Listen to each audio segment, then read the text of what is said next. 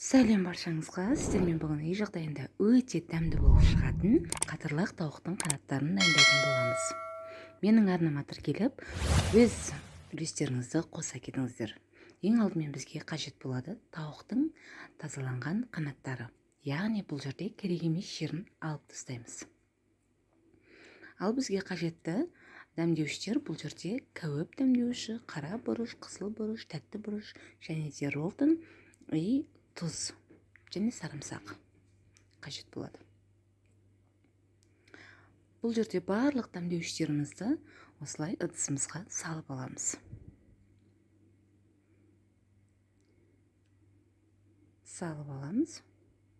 Және де бізде көз мөлшерімен, яғни тауықтың қанаттары батып тұратындай суымызды құйып аламыз.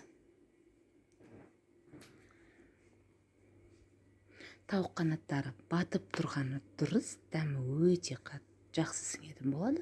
Үстіне чесногымызды, яғни сарымсағымызды үкіштен өткізіп аламыз. Майда көзді үкіштен өткізсеңіздер, тіпті жақсы болады.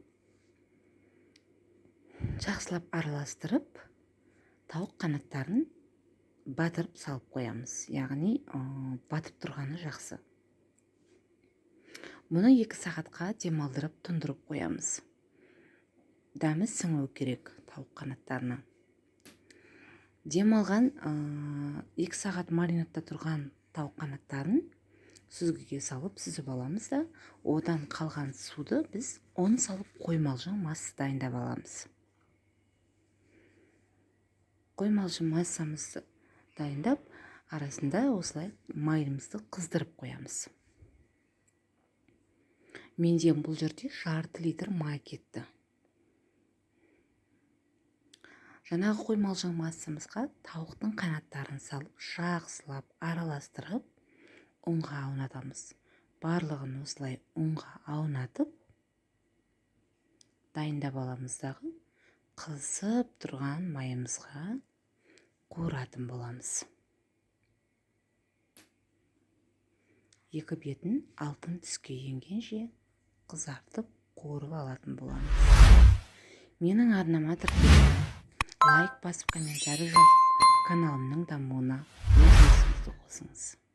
Алда өте бұдан да жақсы дәмді, керемет рецептермен бөлісетін боламын. 2 бетіне аунатып, қызартып, алтын түске енгенше қуырып аламыз. Осылай дайын болған тауық қанаттарын қағазымызға салып аламыз. Біздің тауық қанаттарымыз дайын, үй жағдайында өте керемет, дәмді болып шығады. Сіздер де жасап көріңіздер. Менің арнама тіркеліп, комментарий жазып, лайк басып, каналымның дамуына үлес қосыңыздар. Ал бізге аз болсын, сіздер де жасап көріңіздер.